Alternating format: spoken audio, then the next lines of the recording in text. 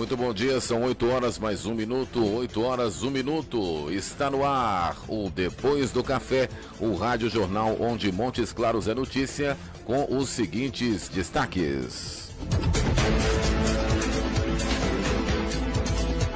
Ossada humana é encontrada no bairro Ibituruna, em Montes Claros. Vacinação em Montes Claros não será prorrogada. Japonvar cancela a festa do biscoito. E nas notícias do esporte, Paulo Roberto Mazola Júnior trazendo as informações pra gente. Bom dia, Paulo. Bom dia, Merlan. Bom dia aos nossos ouvintes internautas, né? Hoje, sexta-feira, pois é, final de semana. O Atlético, em busca aí da liderança provisória do campeonato, vai enfrentar a equipe do CSA. O Cruzeiro, em busca de reabilitação, também vai enfrentar o desesperado São Paulo. E o América só vai jogar na segunda-feira ainda, né, contra o Curitiba, visando sair da lanterna da Série B, né, Irlan? Muito bem, na nossa entrevista de hoje você vai conferir um bate-papo com o aluno Gabriel Mota, que vai representar o Brasil na Olimpíada Latino-Americana de Astronomia e Astronáutica no México. Essas e outras notícias você confere a partir de agora, aqui no Depois do Café, o Rádio Jornal, onde Montes Claros é notícia. Está no ar, Depois do Café, o Rádio Jornal, onde Montes Claros é notícia.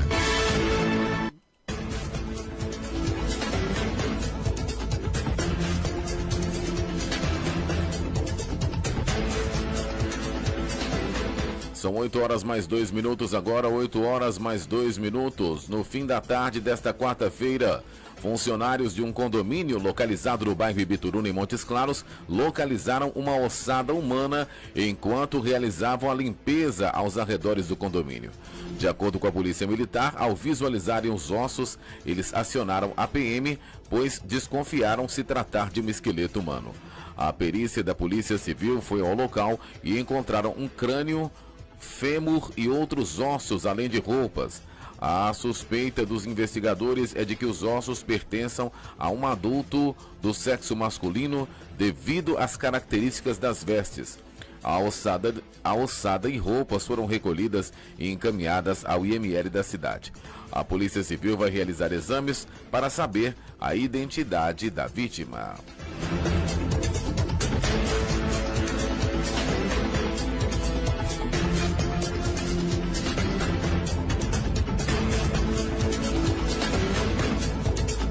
Mesmo com a recomendação do Ministério da Saúde para que os municípios que não atingiram a meta de 90% de proteção contra a gripe prorroguem a campanha de vacinação, a Secretaria de Saúde de Montes Claros informou que finaliza a mobilização nesta sexta-feira. Na cidade, 78,22% do grupo preconizado foi vacinado. Os idosos lideram o ranking dos que mais buscaram proteção contra o vírus. Na outra ponta, as restantes são as que menos frequentaram as salas de vacinação. A campanha, que começou em todo o país no dia 10 de abril, estava marcada para ser encerrada em 31 de maio. No entanto, sem conseguir atingir a meta na grande maioria dos municípios, o ministro da Saúde, Luiz Henrique Mandetta, disse que na noite da última segunda-feira que a ação seria prorrogada. A meta do Ministério da Saúde era vacinar 90% do público-alvo, composto por 59 milhões de pessoas até o dia 31. No entanto, até segunda-feira, 42 milhões de pessoas haviam sido vacinadas. O número corresponde a 71,6% do público-alvo. São considerados grupos prioritários gestantes, idosos, crianças de 6 meses a 6 anos incompletos, mulheres com até 45 dias pós-parto, indígenas, professores, trabalhadores da saúde, funcionários do sistema prisional, profissionais das forças de segurança e salvamento, população privada de liberdade e pessoas com comorbidades. Importante frisar que entre as crianças, somente 67% receberam a dose. A situação das mulheres grávidas é ainda mais crítica, como dissemos, porque apenas 55% foram imunizadas.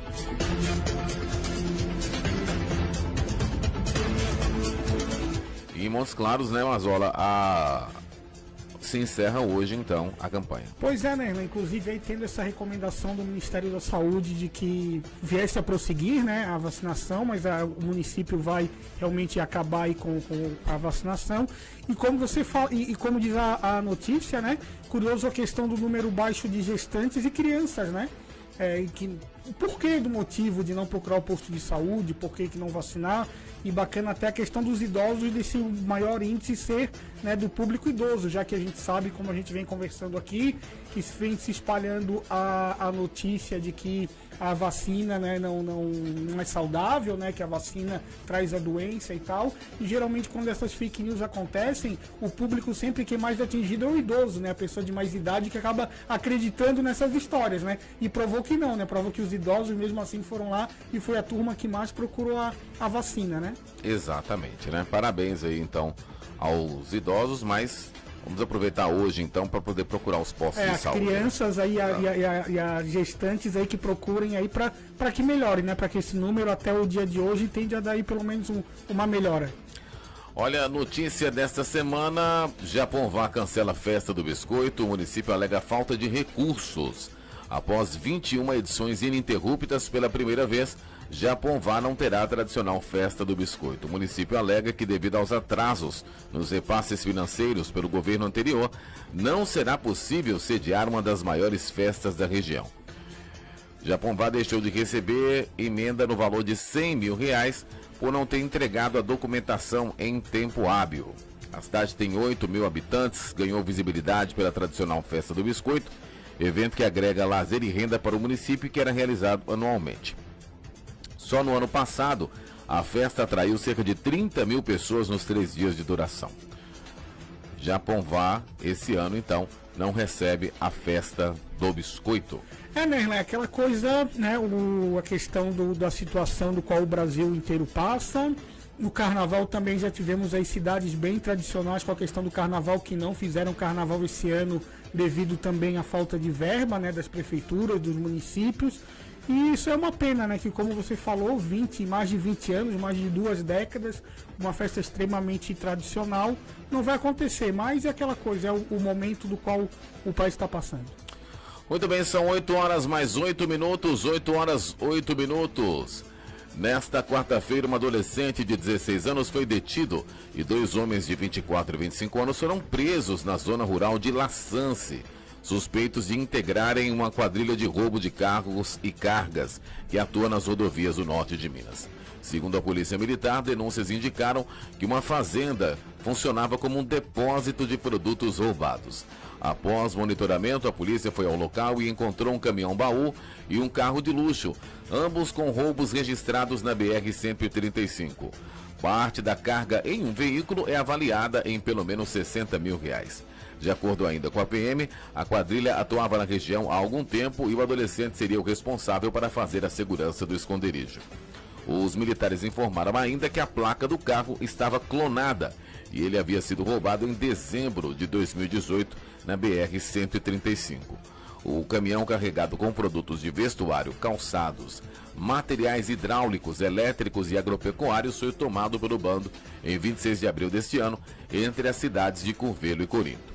A suspeita é de que um outro integrante faça parte desta quadrilha. Ele foi identificado e é procurado pela polícia.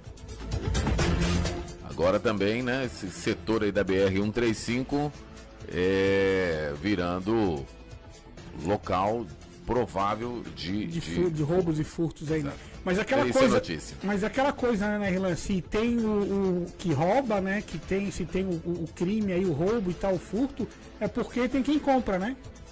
É verdade, sempre é assim. Exatamente, se não tivesse aí a pessoa que compra, principalmente falando de os carros certamente vão para serem desmanchados, né? Bem provável que o fim dos veículos venham a ser esses, e as roupas e as outras coisas aí certamente serão revendidas a um preço muito baixo. Então, se você comprar aí uma roupa, um eletroeletrônico, já tivemos casos também de remédio ou qualquer coisa com preço muito abaixo do comércio, digamos assim, né? Você pode ter certeza que você está comprando um produto de procedência duvidosa. Muito bem, são 8 horas mais 10 minutos, 8 horas 10 minutos, já presente aqui nos nossos estúdios, né? O jornalista Paulo César Almeida Júnior. Atrasadinho pra não perder o charme, né, Naila? Nada, que O isso. pessoal começa a ver assim, pergunta, cadê o cara? E chega. Beleza, apareci. Sextou. Eu acho que ele achou que ia falar que era o nome do pai dele, né? Mas Sextou, entendeu? tá certo. Certíssimo. Bom dia. Bom O que dia, tem pra PC. a gente falar e conversar? Tá certo. Então, Nós estamos ali na Irlanda aqui fora. A gente está aqui com. Passei ali, vi meus amigos, professor Herbert Halley. Exatamente. E o Gabriel vai representar Montes Claros. Exatamente. É isso aí. É o Exatamente. nosso convidado aqui? Já é o nosso convidado. Ótimo. Já é o nosso convidado e já no próximo bloco nós já vamos conversar com essa turma aí pra gente saber, né, como se deu e como será esta representação de Montes Claros e do Brasil na Olimpíada Latino-Americana de Astronomia e Astronáutica no México, né, pelo aluno Gabriel Mota. Tá certo? São 8h12. Você está ouvindo Depois do Café, o Rádio Jornal, onde Montes Claros é notícia.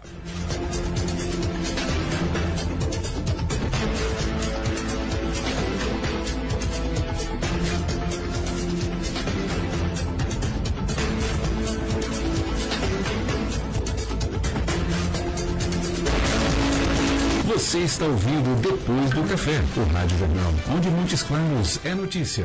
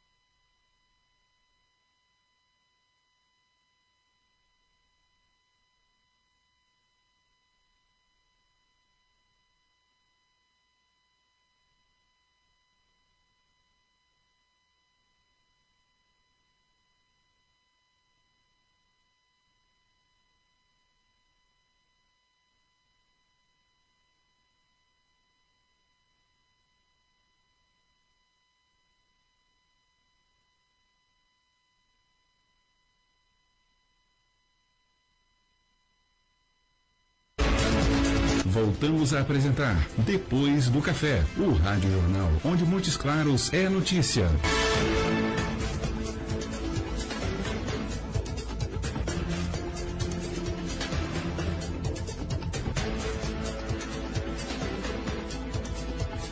Muito bem, são 8 horas mais 15 minutos, 8 horas 15 minutos, estamos de volta, né? E agora vamos conversar com o nosso convidado. Exatamente, nós estamos recebendo aqui no estúdio do Depois do Café o aluno Gabriel Mota, que vai representar o Brasil na Olimpíada Latino-Americana de Astronomia e astronauta no México. Gabriel, bom dia, seja bem-vindo. Bom dia, muito obrigado. Gostaria de agradecer a audiência de todos que estão nos acompanhando. E é com muita alegria que eu venho aqui hoje para falar um pouco dessa minha trajetória para representar o Brasil na Olimpíada Latino-Americana de Astronomia e Astronáutica no México. Agora eu fiquei preocupado, porque com a voz essa aí, agora... Eu também ia falar também, ficar quieto. Eu acho que definitivamente nossos empregos estão ameaçados. Aí eu já conheço, rapaz, sabia? Né? Essa camisa aí, inclusive, foi criação nossa lá da agência. Ele tá usando uma marca do lado, que é o negócio do ITA, bacana. Certo. Estuda no colégio de excelência, que é o Colégio Padrão. Um abraço lá pra Lívia, professora Rosina, professora Vladênia, pessoal que tem apoiado Gabriel nessa missão aí. E essa Olimpíada da Astronomia não é a primeira dele, né, Gabriel? Teve antes, né? De física, se eu não me engano. É verdade, assim, graças a Deus eu já tinha conseguido, de fato, obter outras medalhas em outras competições científicas. Eu já fui medalhista de prata 2 vezes na Olimpíada Mineira de Química, uma prata também na Olimpíada Brasileira de Química, ouro de Astronomia e Astronáutica, prata na Olimpíada Brasileira de Biologia. Fiquei 2 vezes no primeiro lugar geral do Brasil no Simulando Enem da Rede Pitágoras, que é uma competição nacional que cobra conhecimentos das 4 áreas, né? Assim como o Exame Nacional do Ensino Médio. E depois de muito empenho também consegui essa classificação inédita para a região, para representar o nosso país numa competição internacional. Muito bem, agora depois disso nós queremos segredo. Segredo do sucesso. Você é um prazer, como é que é? Assim, realmente eu digo que o segredo dessa conquista é muita determinação, muito empenho, muita ajuda das pessoas que sempre estiveram ao meu lado, sabe assim, os professores do Colégio Padrão, meus pais que sempre se esforçaram para fazer com que eu tivesse o melhor acesso à educação possível, sabe assim, sempre me deram esse suporte, esse apoio. E eu acho que todo esse incentivo foi realmente essencial para que eu pudesse explorar toda essa paixão que eu tenho pela ciência, esse prazer que eu vejo ao estudar. E assim, os desafios foram muito grandes durante as etapas, estudantes muito qualificados de todo o país, mas realmente, quando você tem prazer com a atividade, quando assim, você tem o brilho nos olhos por estudar alguma coisa, eu acho que esses desafios acabam se tornando muito menores diante de todo o prazer, de toda a experiência que é participar de uma competição desse tipo. E graças a Deus eu digo que eu só tive a ganhar mesmo com essa experiência, assim, foi muito importante para mim. Em que essas competições, elas trazem na sua opinião, Gabriel, de evolução para o estudo dessas áreas no Brasil? Olha, eu diria que a grande importância de uma Olimpíada Científica é o fato de que esse tipo de competição privilegia o pensamento fora da caixa, sabe? No sentido de que estimula os estudantes a não ficarem restritos somente àquilo que é visto em sala de aula. Trabalha a inovação, né? Não, com certeza. A inovação, a criatividade, o uso do raciocínio lógico para resolver problemas que às vezes exigem mais pensamento, exigem mais criatividade. E eu acredito que esse tipo de competição, assim, de fato, tem que ser incentivado porque ajuda muito a ter uma percepção melhor dessas ciências e não só aprender mais, mas também gostar mais de estudar mesmo. Então, assim, excepcional. Falando agora pra gente um pouco da Olimpíada, né, Gabriel? Como é que foi durante quanto tempo, como é que foram as fases, né? Houve fase eliminatória, como é que começou tudo no que diz respeito à participação da Olimpíada? Assim, foi um processo bem longo, na verdade. Ano passado, no mês de maio, aconteceu a primeira fase, que foi a Olimpíada Brasileira de Astronomia e Astronáutica, uma prova que é realizada a nível das escolas, então qualquer instituição de ensino do Brasil pode aplicar para os estudantes do ensino médio. E depois dessa prova, da qual participam aí mais ou menos 80 mil alunos, são selecionados cerca de 5 mil para participarem de uma fase online. Então são 3 provas online, aplicadas entre os meses de setembro e outubro, com 5 mil estudantes que mais se destacaram na primeira fase de maio. Desses 5 mil estudantes, aí já ocorre uma seleção ainda mais intensa, porque só passam 120 para a fase da Barra do Piraí, que é na cidade do Rio de Janeiro. Então a gente fica uma semana com palestras, aulas e muitas provas. Depois dessa etapa, com 120 estudantes, são selecionados 30 para fazerem 2 treinamentos em Vinhedo, uma cidade que fica próxima a Campinas, no interior de São Paulo. E desses 30 estudantes, finalmente, são selecionados 10. 5 vão para a Olimpíada Internacional e 5 vão para a Latino-Americana. Então, nessa peneira que você passou, começou com 80 mil alunos. 80 mil estudantes. É, coisa interessante. Gabriel, tá agora terceiro ano científico, é terceiro ano do ensino médio, é isso? Terceiro ano do ensino médio, sim. Vestibular vai ser para quê? Assim, eu comento que pelo fato de eu gostar de muitas áreas, eu ainda estou um pouco indeciso, sabe? Assim, eu sou fascinado por anatomia e fisiologia humana e gosto muito da ideia de trabalhar com medicina, porque eu também gosto muito desse contato muito próximo com os seres humanos e de ter de fato um impacto na vida da minha comunidade. Eu acho que medicina é uma forma de explorar bem essas habilidades. Verdade. Mas também pelo fato de gostar muito de ciências exatas, eu acabo pensando também em engenharia aeroespacial, talvez. Já tive a oportunidade de conhecer o Instituto Tecnológico da Aeronáutica, o ITA, e assim, foi bem legal porque lá eu vi como é que o pessoal produz satélite mesmo, foguete, e isso também mexeu um pouco assim. Uma pessoa que está se dedicando igual você se dedica, que tem felicidade em estudar, que tem prazer em fazer da busca do conhecimento algo que não seja uma obrigação, né? Mas um prazer. Um prazer mesmo. Você vai ser feliz em qualquer área que você tiver. Amém. Então Muito não obrigado. fica com aquela pressão da sociedade, o Gabriel vai fazer. Faz o que você gosta, cara. Pessoa que faz o que gosta, ainda mais com essa bagagem, ela vai ser bem sucedida, porque na vida o pessoal procura ser bem sucedido. Aí, depois de um certo ponto, que você fala, quem quer ser bem sucedido é ser feliz naquilo que eu faço. Com Então não certeza. faz pela obrigação e pela pressão de ninguém, não. Vai por onde o seu coração mandar, porque o principal você já tem. Força de vontade, mérito acadêmico, mérito estudantil, né? E vai ser com toda certeza um grande profissional. Muito obrigado Só uma pelas dúvida palavras. aí. Falando bem do jeito que você fala, se expressando bem, estudando, é importante, muitas pessoas estão nos ouvindo agora, pais, etc. Você tem um nível de leitura aí mais ou menos fora da escola, dos seus compromissos, você consegue ler alguma coisa ainda, Gabriel? Assim, eu tenho que confessar que depois que eu comecei a participar dessas competições, que eram realmente assim, um grande sonho pra mim, sabe? Esse nível de leitura diminuiu um pouco, mas assim, de vez em quando eu ainda leio um pouco de um Guimarães Rosa, um Grande Sertão Veredas. Assim, eu acho legal. Já li um pouco de Dostoiévski também, Irmãos Karamazov, assim, só pra falar um pouco de literatura, porque é outra área da qual eu também Isso sou aí fã, em casa, sabe? como é que é? O incentivo ou você desenvolveu na escola, buscando as suas informações depois sozinho? Então, pra falar a verdade, isso começou ainda no Colégio Dom João, porque eu comecei estudando em escola pública, e lá no Dom João a gente tinha um projeto de incentivo à leitura, sabe? E inclusive a gente participava de Olimpíadas Brasileiras, da Olimpíada Brasileira de Língua Portuguesa, e eu gostava muito de escrever poema. Então assim, não tem como você escrever poema sem ler pelo menos as principais referências na área.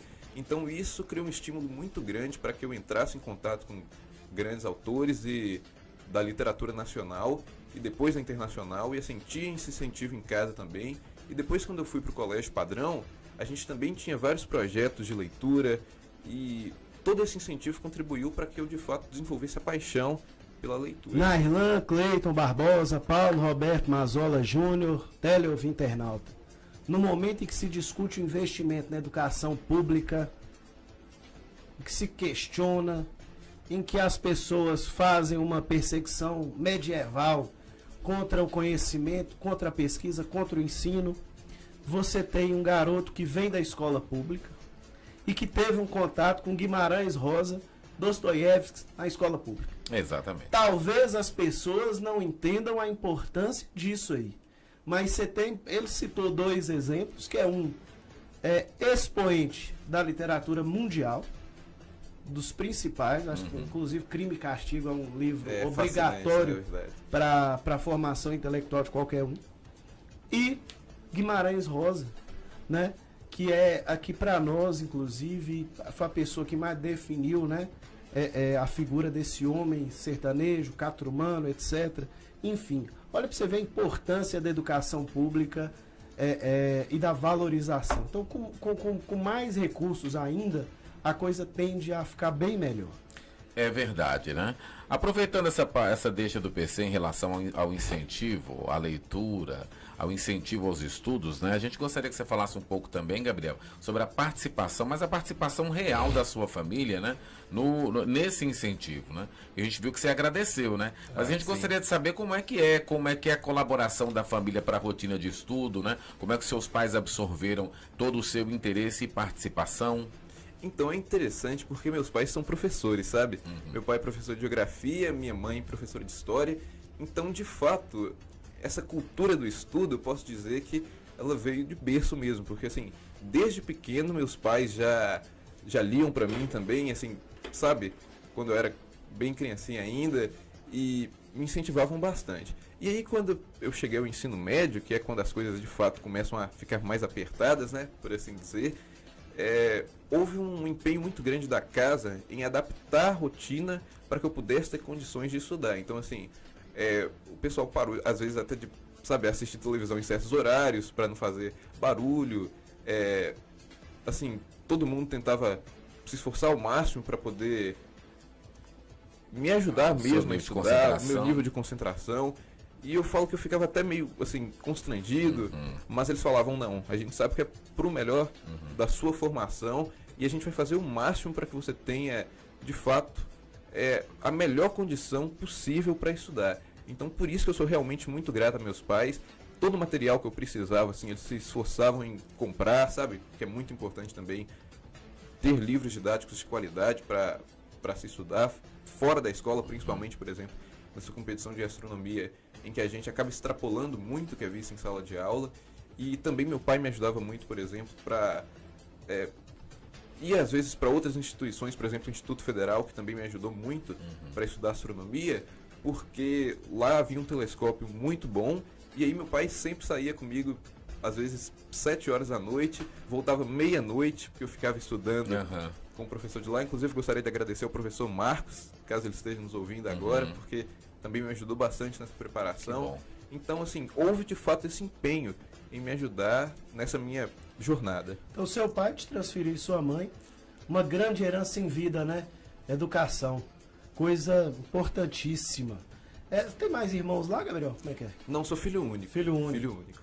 Gabriel, queria perguntar para você da questão da Olimpíada, né? São competidores de quantos países? 12 países. 12 países na Olimpíada Latino-Americana. E outra coisa, Gabriel, também que eu acho interessante, né? Claro que tem a competição, né? Vocês ali estão competindo um contra o outro e tal, mas tem aquela troca de informações entre um e outro, essa questão de trocar conhecimento entre vocês? Ah, com certeza. Eu falo assim, uma das coisas que mais me agradaram, assim, durante essa minha participação nessas Olimpíadas, foi a experiência de ter contato com pessoas de todo canto do Brasil, de trocar, sabe, referências, ideias, projetos, teorias, justamente. Eu falo assim, às vezes a gente ficava se preparando para a prova e era aquele ambiente muito amistoso. Que sabe? É uma competição, que é uma competição, é um de fato. Né? Sai um grupo de WhatsApp internacional. Com certeza, de fato, assim. Castelhano, de fato, apesar de haver esse caráter competitivo da prova, é muito legal porque antes da prova tá todo mundo discutindo ideias, todo mundo se ajudando, todo mundo falando o que fez para poder chegar ali, como poderia ter feito melhor, ideias de estudar, ideias de organização, sabe? Projetos científicos que podem ser aplicados na escola. Então é de fato uma experiência muito transformadora, porque a gente tem um contato muito próximo com grandes estudantes. E você, como é que é? Defende um projeto específico que você já começa a desenvolver aqui, ou lá como que é a disputa? Explica aí pra gente, nos dias da competição, como que a disputa acontece? Como que se avalia a dinâmica, né? Quem é o melhor e tal? Sim. Então, a gente faz provas em várias áreas da astronomia. Tem uma prova teórica que cobra essencialmente conhecimentos em física e matemática. Tem uma prova de observação do céu, que a gente tem que utilizar instrumentos como telescópios, binóculos. Tem uma prova de carta celeste, que a gente tem que fazer algumas anotações sobre posições de estrelas, objetos do céu profundo, localização de sistemas de coordenadas. Tem uma prova de lançamento de foguetes, então a gente tem que ir lá montar o foguete de garrafa PET, claro, né? Mas assim, fazer alguns cálculos da dinâmica dos foguetes, calcular ali a quantidade de água necessária, a posição, o ângulo, a inclinação, enfim. Tem também prova de análise de dados.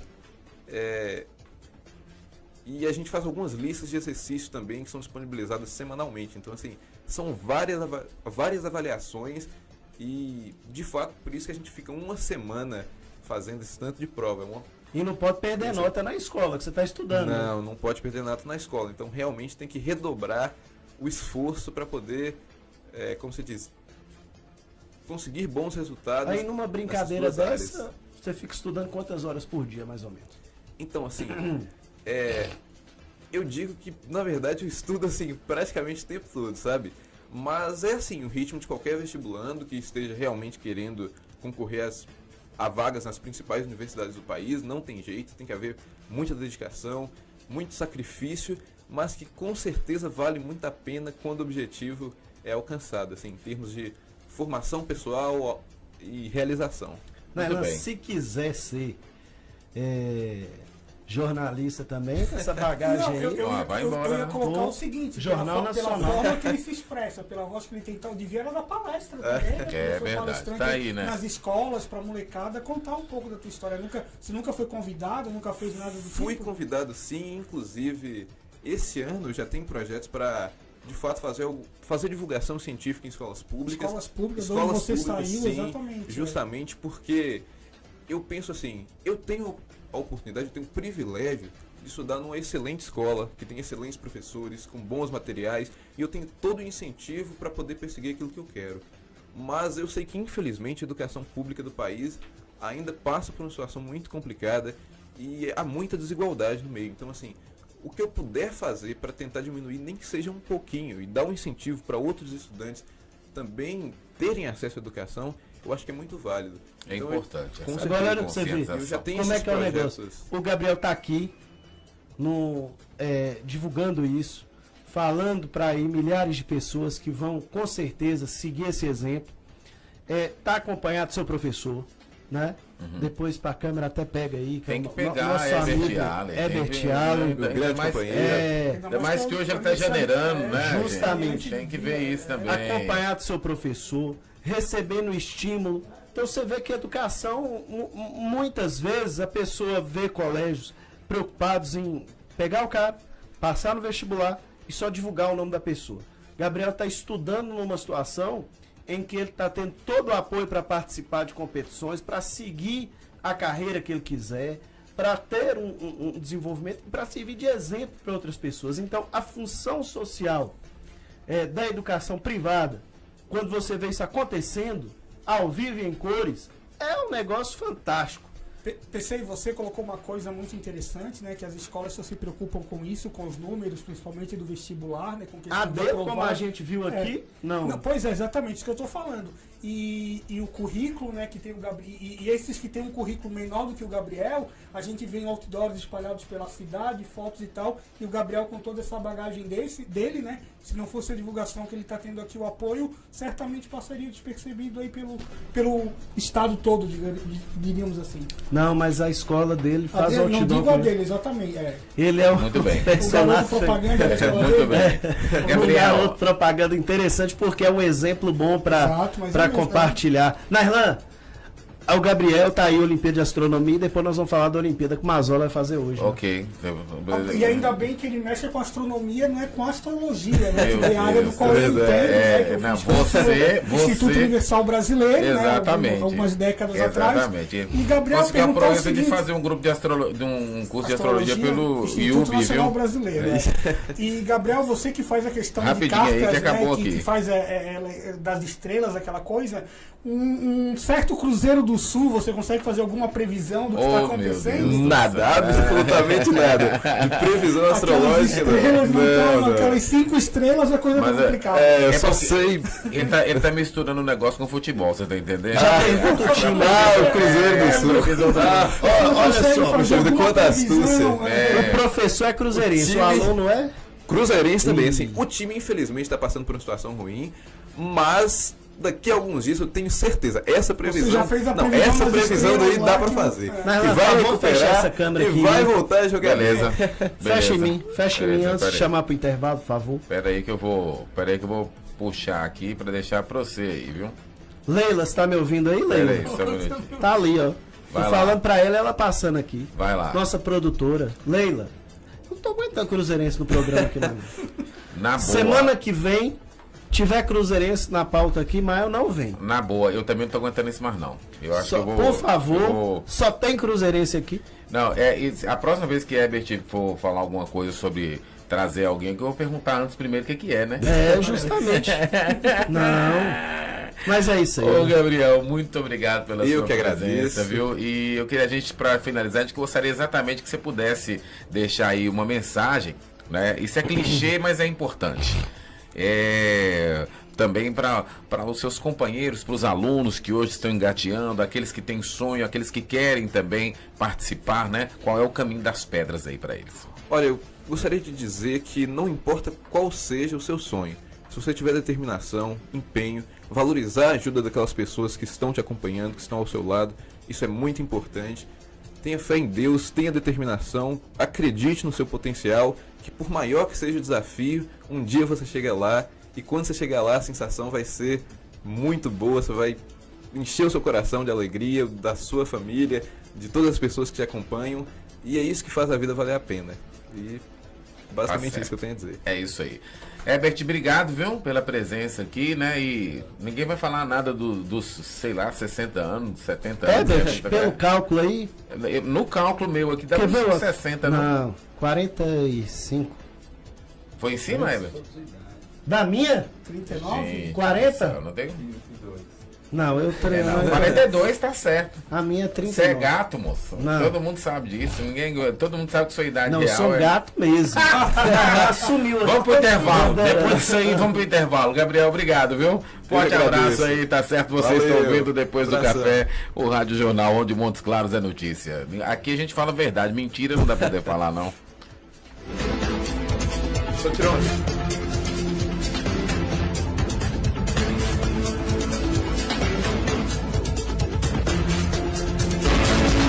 Voltamos a apresentar Depois do Café, o Rádio Jornal, onde Montes Claros é notícia.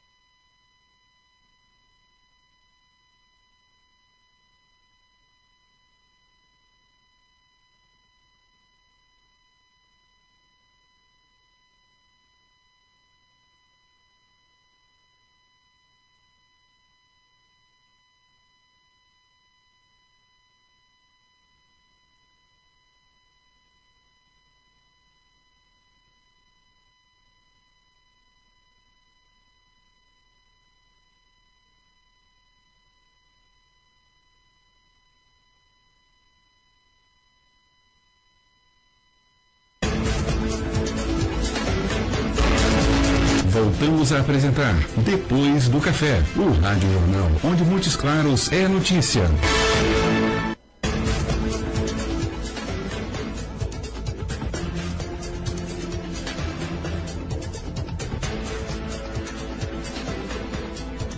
Muito bem, Tô ligando até o microfone errado aqui. São 8 horas mais 41 minutos. 8 horas 41 minutos. Agora vamos voltar para falar das notícias do esporte. E elas são com você, Paulo Roberto Mazzola Júnior. Pois é, Nairlan, PC, mais uma vez aí bom dia para todos, né? Já que, como se fala aí que no rádio e a audiência é rotativa, né? Então vamos dar mais um bom dia para todo mundo. Final de semana. Audiência rotativa. Rotativa, coisa dinâmica. Eu falo. Sexta-feira, né? Tô gastando. Gostei. Solteiro da praça, nós não somos, né, Nairlan? Né? Nós não somos solteiros. Agora. Exatamente. Entendeu? Pois é. Solteiro tá na. Hoje ele tá me inspirando, dona Maíra. Audiência rotativa. Audiência rotativa. Agora nesse final de semana os dois times jogam no domingo. O Atlético, até como eu falei, né, Renan? Talvez as pessoas nem tenham entendido quando deu a manchete, que o Atlético até pode buscar a liderança do campeonato. Por quê? Porque no jogo do Palmeiras e Botafogo, né, teve aquele problema lá com o VAR e a CBF tirou os 3 pontos do Palmeiras. Tirou, né? Tá em júdice. Sob júdice esse resultado do jogo Palmeiras e Botafogo. Então a diferença que era de 4 caiu para 1. Para 1 ponto, exatamente. O Palmeiras vai enfrentar a Chapecoense. Mas Atlético... o Palmeiras também ficou com um jogo a menos, tem um jogo a menos, exatamente, tá? Né, com essa pendência na tabela. E o Atlético, então, caso... Qual jogo a menos do Palmeiras? Botafogo, com esse jogo aí que o resultado não foi homologado, né? Vai ser julgado ainda. Sim. Então, como a diferença é de 1 ponto, caso o Palmeiras que enfrenta a Chapecoense tropece e o Atlético venha a vencer aí a equipe do CSA, momentaneamente aí o Atlético pode vir a ser líder do campeonato. Porém, os dois vão jogar no mesmo horário, né? Jogam no mesmo horário, exatamente. Alejandro. É a música de Lady Gaga. O time vai ser cantada, né, Mazzola? O Alejandro deve ganhar. A torcida já preparou para fazer essa cantoria aí? Lógico. Tá. O time realmente deve ter o Alejandro entre os titulares, deve ser a novidade, a volta também do Hever mascarado, né? Vai jogar aí com uma proteção no nariz, já que ele teve uma fratura em algumas partidas atrás. O time deve ser Vitor, Patrick, Hever, Rabelo e Fábio Santos. Zé Wellison, Elias, Luan. Agora aí fica uma dúvida, PC. Eu não sei qual será esse quarto homem do meio campo. Ele vai com Casares, que não tá bem? Vai de repente colocar o Giovânio no meio e na frente Tchará e Alejandro? Ou pode de repente entrar com o Casares, fazer o que ele fez no jogo contra o Lacaleja, de repente sacar de novo o Xará, botar o Giovânio e tal. Como será que vai ser essa composição aí do... Vai ser mesmo com o Casares, né? Acho que entre Casares e Alejandro. Xará. Eu também eu vou mais ou menos nessa mesma ideia também, que o time deve ser isso. Porque é o seguinte, ele não vai abrir mão, pelo menos no início, do único jogador que tem capacidade de articulação de jogadas no meio de campo. E Casares é aquilo ali, né? Torcer para estar num dia inspirado, né? Torcer para estar num dia bom. Muito bem, né?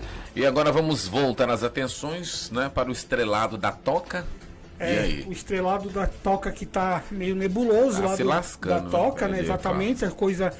a CBF parece que andou pedindo explicações aí de tudo que está acontecendo no Cruzeiro, né? Então a diretoria vai ter que prestar explicações aí para a Confederação Brasileira de Futebol. Dentro do campo aí um duelo de desesperado, né? Todos os dois, tanto o Cruzeiro como o São Paulo também vem aí de uma série de eliminações e de uma série de derrotas. Olha, eu vou ser bem sincero, se eu fosse o Mano Menezes ou o Cuca, eu já tinha passado a mão no telefone, ligado pro outro e falava o seguinte: vamos jogar por um empatezinho para garantir nossos empregos? Que eu acho que aquele que perder no domingo cai. Não, Mano não cai.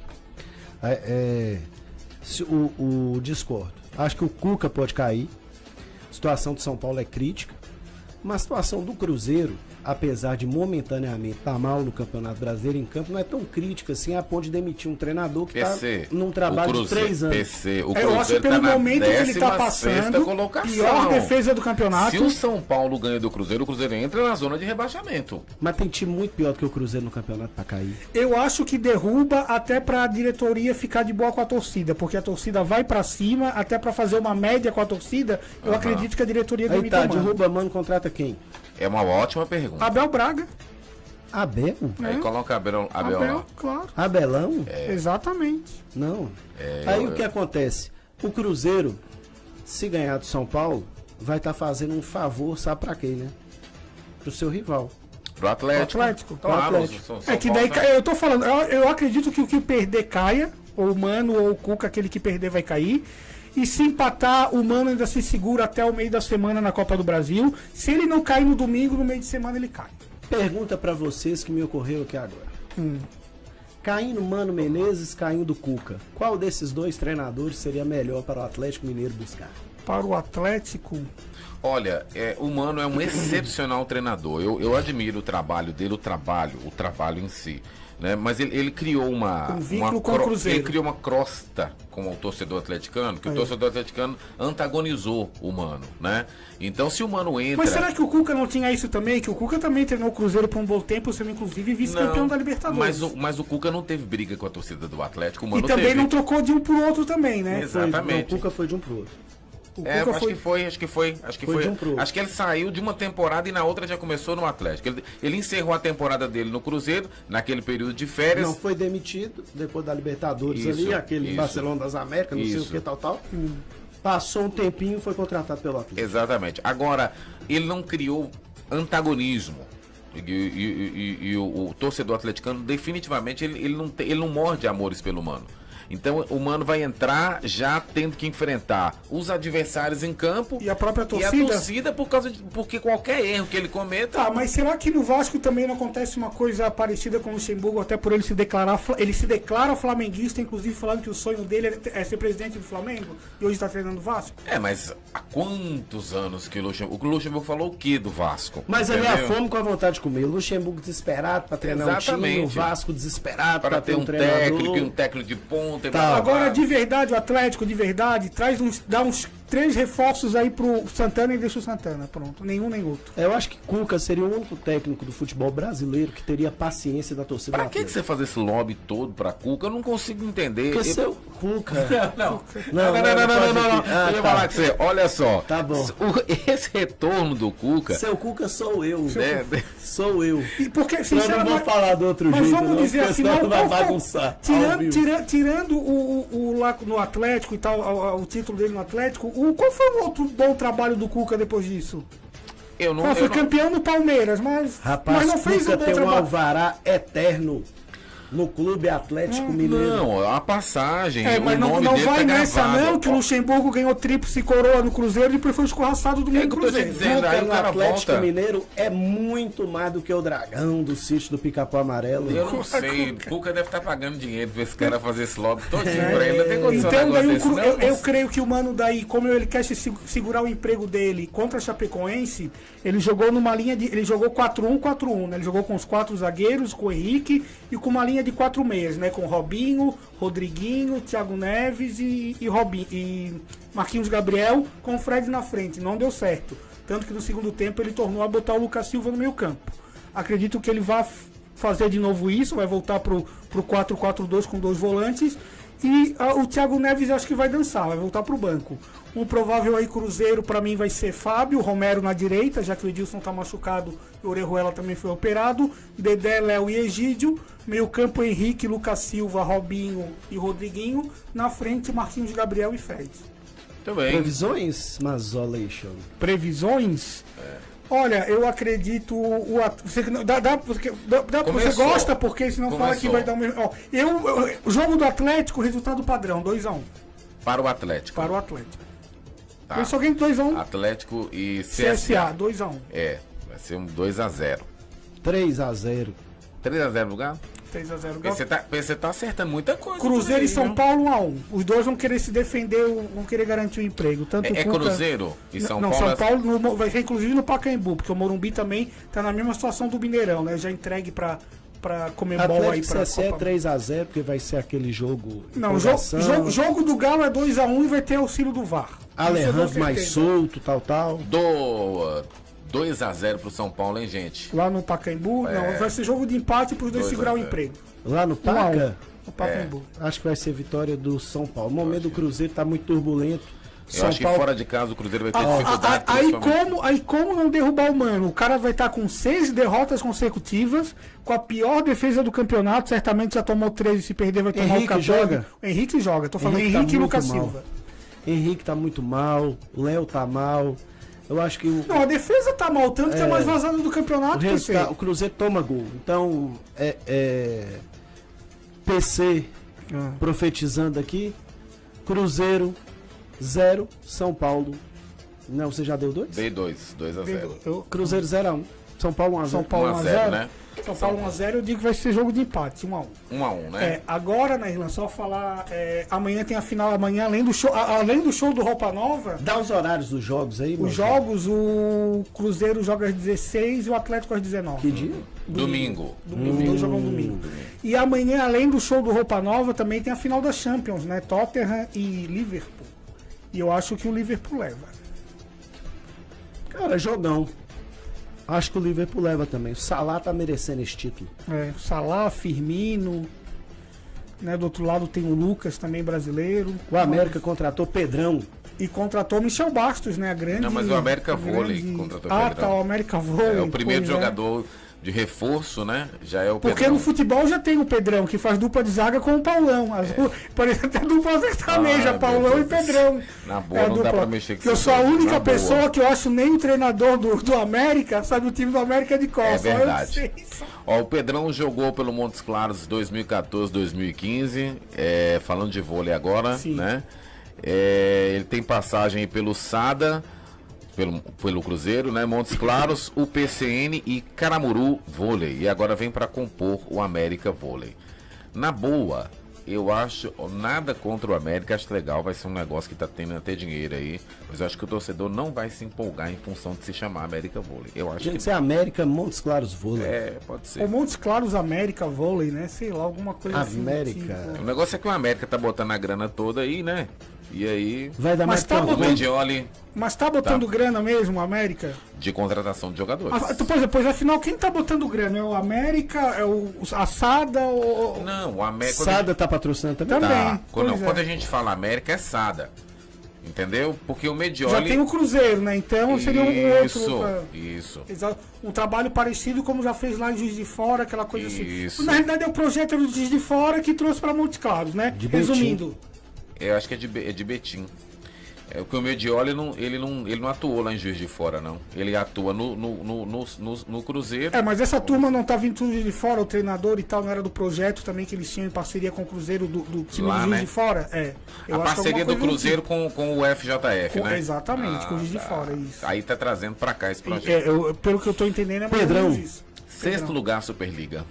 Classifica? Passa para os playoffs, então? Sexto lugar. Agora falando ontem, né? Falando aí agora o grande Salvador, parece que daqui a pouco vão até tentar cogitar ele para a seleção brasileira, que é o Jesus, né? Que vai fechar aí com o Flamengo e tal. Ontem a imprensa até do Rio já estava colocando qual é a jogada desse cara no Brasil. Que já tentaram cavar ele no Vasco, não conseguiu, depois no Atlético não conseguiram, agora estão empurrando ele no Flamengo. A jogada dele é simples, ele tá vindo pro Brasil para se estabelecer no mercado brasileiro e fazer como já fez aí o Bausa, o Gareca, aquele outro argentino lá, o Gareca, o Rueda, o Osório, fazer o quê? Ano que vem, caçar uma seleção para disputar a Copa do Mundo. Por isso que esse Jesus está vindo pro Brasil. Porque na Europa ele não tem mercado, ele tá vendo que vários treinadores... Aí pega aí uma seleção asiática ou até uma seleção da América do Sul para treinar para a Copa do Mundo. É isso aí que o tal do Jesus está vindo fazer no Brasil. Então, para mim, ele é um mais do mesmo e mesmo ia resolver nada, não. Pois é. E o Atlético também negociações, né? Tá buscando esse Keylor Wallace, volante ex-grêmio, seleção olímpica e tal. Se fala na Foi volta... descartado ontem, não? O Wallace? Não sei. Rui Costa falou que é muita grana, né? Um lateral esquerdo do Uruguai, né? Do Penharol, o Lucas Hernandes, é isso, né? Lucas Hernandes. Isso. E numa possível negociação, eu acho também que é uma questão que não vai conseguir repatriar o Roger Guedes, né? Que 2 milhões de reais é complicado. Dá não. E tem o tal também de Ramires, que não é o Ramires velho, é o Ramires do Bahia, né? Um jovem volante também, que está sendo chamado agora de Eric Ramires. Ok, para diferenciar. Isso. Senhor Paulo César Júnior, né? A gente gostaria de encerrar o programa de hoje com as suas sábias palavras, seu editorial, né? Enfim. As manifestações ontem, PC, resumindo, vai, em miúdos. Não foi maior do que a do dia 15, menor, visivelmente, mas muita gente na rua. No caso de Montes Claros especificamente, teve mais gente ontem do que no domingo. Mas assim, uma pauta muito misturada, questão da educação talvez em segundo, terceiro plano, né? Pessoal protestando aí contra a reforma da Previdência, muitas vezes sem nem saber porquê, né? Fruto dessa animosidade que virou a política brasileira, uma disputa de facções, de times de futebol, um negócio completamente rivalizado e às vezes uma rivalidade boba. Então você bota pessoas na rua para poder defender um partido do governo e você bota pessoas na rua para poder defender um partido de oposição, usando até pautas nobres para poder camuflar as reais intenções dessas manifestações. O Brasil está precisando de lado a lado de mais trabalho, de mais proposta, de mais união e de mais gestão, né? Por exemplo, eu acabei de ver no Twitter um debate interessante de 2 senadores americanos, uma senadora e o senador Ted Cruz. A senadora é aquela AEO que está fazendo um sucesso incrível, um do Partido Republicano, a outra do Partido Democrata, que eles estão querendo construir juntos soluções pacíficas nos Estados Unidos. Que dia que nós vamos ter esse nível de debate, de grandeza aqui no Brasil entre situação e oposição? A gente não tem. A gente tem cada um preocupado em manter o seu curral eleitoral, verdade. Cada um preocupado em transformar seus eleitores em gado, em seguir cegamente o que um ou outro está falando. Até as desculpas estão ficando totalmente iguais. Você vê que o pessoal que segue o Bolsonaro aí tá exatamente com as mesmas desculpas que a turma do PT tinha em relação a Lula, no caso do menino lá do Flávio Bolsonaro. Porque precisa ter provas. Porque a armação da imprensa. Porque a armação da justiça. Daqui uns dias, na Irlanda, vão lançar a campanha Flávio Livre ou Queiroz Livre. Entendeu? Gente, as coisas precisam ser muito mais sérias do que isso. O Brasil tem que sair dessa paixão política. Camisa a gente usa de nossos ídolos. Põe a camisa de John Lennon, põe a camisa de Mick Jagger, põe a camisa de Ayrton Senna, põe a camisa, sei lá, do Chacrinha, da Malu Mader. Agora, camisa de político, não. É funcionário público, é servidor público. Para de idolatrar esses caras, meu Deus. Tá ficando uma coisa chata. E essa idolatria manipulando. E parece que eu adivinhei. Pessoal da educação que for fazer manifestação aí, não mistura a pauta, não. Não entra com mistura negócio... alhos com bugado. Um negócio de contra a reforma da Previdência, tal, Lula livre. Diminuiu. Verdade é essa. Em relação ao movimento anterior, diminuiu até a repercussão. Porque uma pauta nobre importante, né? Que é o resgate da pesquisa no país, que é o resgate da ciência no país, que é a valorização dos professores, que é a valorização dos estudantes, acaba virando instrumento para panfletagem político-partidária. Isso não é legal não, gente. O Brasil é muito mais do que isso. O país é muito maior do que isso. Não vamos confundir as coisas, não. Queremos discutir a reforma da Previdência? Tem que discutir, mas vamos discutir em alto nível. Vamos para um debate em alto nível. Não vamos mentir para a população, não. A população não está sabendo que um juiz que aposenta com 30 mil reais vai passar a aposentar com 5. A população, muitas vezes, está sendo enganada pelo discurso panfletário, né? E isso aí também a gente critica muito aqui o presidente da República, com razão, porque ele está no cargo. Agora, que a oposição a ele teve muita responsabilidade no caos econômico e social que esse país vive, tem muita responsabilidade na divisão das pessoas, nesse discurso nós contra eles, e está tendo muita responsabilidade agora em disseminar desinformação, tem também. A gente precisa ter, tudo tem que ser feito com responsabilidade. O governo tem que ser responsável e a oposição tem que ser responsável. A democracia exige responsabilidade e não molecagem e não governo e legislação pelos seus próprios interesses. Ok, sextou. Deixa eu, antes da gente encerrar aqui, dar um recado aqui, né? Lauro Roque, São Paulo. Recado pra gente. Muito elucidativo o jornal. Transmita meus parabéns ao PC. Bom dia, estou aqui de São Paulo acompanhando o Depois do Café. Obrigado, Lauro. Exatamente. Abraço, meu irmão. É isso aí. Como o programa está tendo audiência em São Paulo, né? Pois é. Curioso, Isso é você? rapaz. Não, Isso é não, você. não, Isso é você que tá... Vou ver que a pessoa lá que tá mostrando o programa para as outras. Eu acho que quem está espalhando esse programa nosso para São Paulo é o pai do agente de saúde. Montes Claros vai ser pequena hoje à noite para Amazonas. Meu Deus. Vambora, gente. Bom final de semana para vocês. Bom final de semana, até segunda. Tchau.